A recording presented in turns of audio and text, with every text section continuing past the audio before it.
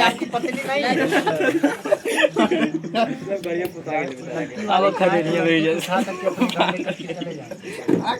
लेकिन आपकी इस पर दबाव कब पड़ेगा? जब ये आपके बाएं भाग में जाए तब जाकर तो पत्नी कहलाने के लिए कार्य है कि हमारे 7 वचन आपको निभाना होगा।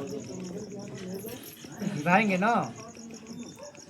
कन्या कहती है तीर्थ प्रवद्यानम यज्ञ दानम मया दस्यानंते कर्मंते कुर्मंते वाक्यानम। कन्या पहला वचन में कहती है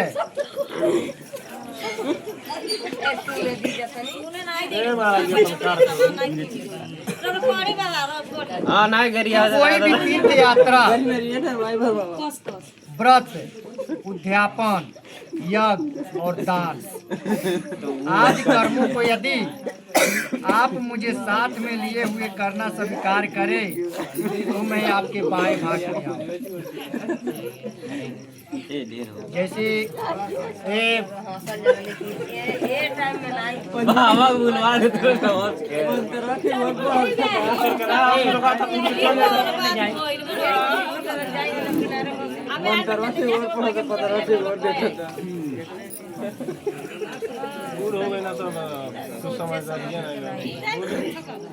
आप कोई तीर्थ करने जा रहे हैं,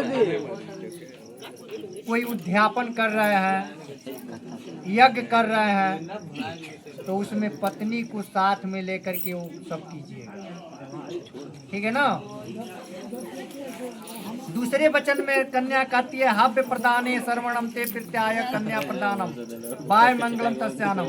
कन्या दूसरे वचन में कहती है कि देवताओं के लिए हव्य दान और पितरों के लिए कव्य दान करते समय यदि मुझे साथ में रखना स्वीकार करें तो मैं आपके बाएं भाग में आऊँ। जैसे देवताओं के लिए दान करना हो, अपने पुरखा पुरनिया के दान करना हो, उस दान में पत्नी का रहना जरूरी होता है। तो दान करते समय पत्नी को साथ में लेकर के आप दान करेंगे। ठीक है ना? तीसरे वचन में कन्या कहती है कि परिवार और गौ आदि सभी पशुओं का पालन पोषण करना मेरे अधीन रखना। परिवार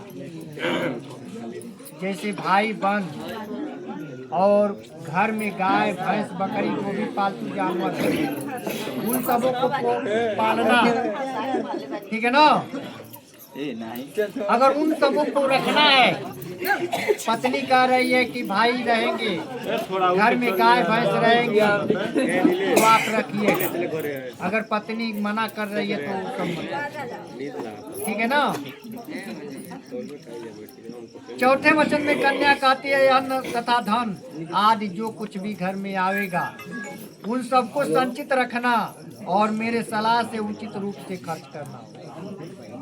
जैसे आपकी खेती बाड़ी है, धान गेहूं गन्ना जो भी पैदा हो रहा है उसको पैदा करना है आपकी जिम्मेदारी है, काटना है आपकी जिम्मेदारी है, घर में लाना है आपकी जिम्मेदारी है, डेहरी में और गुठला में डालना आपकी जिम्मेदारी है। और जब उसको बेचना होगा तो पत्नी से वो पत्नी सुतल बचा मायके कोई बात डेहरी के ले आकर ना कोई भी काम करेंगे तो पत्नी से पूछ के करेंगे। ठीक है? पांचवा वचन में कन्या कहती है यदि आप मंदिर बनवाएं, तालाब खुनवाएं, कुआं खुनवाएं, बावली तैयार कराएं, उन सब चीजों के लिए उन लोगों में प्राण प्रतिष्ठा होता है। तो वो सब चीज करने के लिए आप पत्नी को साथ में लेकर के करेंगे। ठीक है ना? तब ये आपके बाएं भाग में आएगी और आपकी अर्धांगिनी कहलाएगी। छठवें वचन में कन्या कहती है कि आप देश अथवा विदेश कहीं भी रहें। ठीक है ना? वहाँ जा कर के आप व्यापार करें, बिजनेस करें। अगर कोई चीज खरीदना होगा, गाड़ी घोड़ा बंगला कंपनी खेत खलिहान कुछ भी खरीदना होगा तो पत्नी से पूछ करके खरीदिएगा। पत्नी कह रही है कि ले लीजिए तो ले लीजिएगा, पत्नी मना करेगी तो वो सब समान, ठीक है।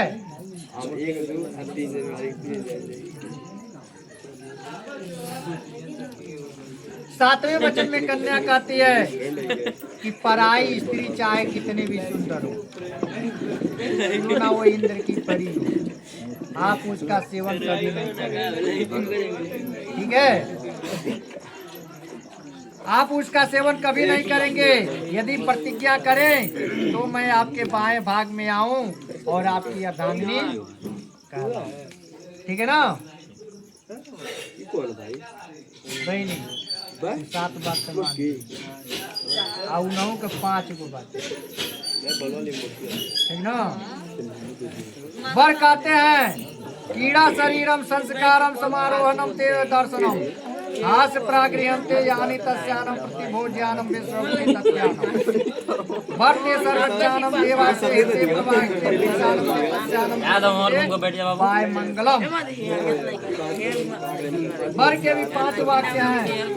वर कहते हैं कि ठीक है, जब तक मैं घर पे रहूं तब तक तुम कीड़ा अमोद प्रमोद करो, शरीर में उत्तम तेल लगाओ, चोटी कूदो, तन कम बोला जाओ, पराए घर जाओ। और जब मैं घर पर न रहूं, परदेश में रहूं, तो इन सब चीजों से मुंह मोड़ लेना, ठीक है।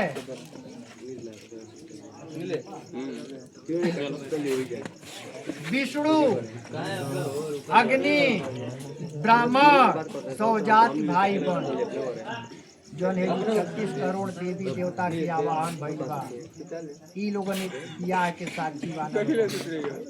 आई दीपक जलता, ई बियाह के साक्षी बा।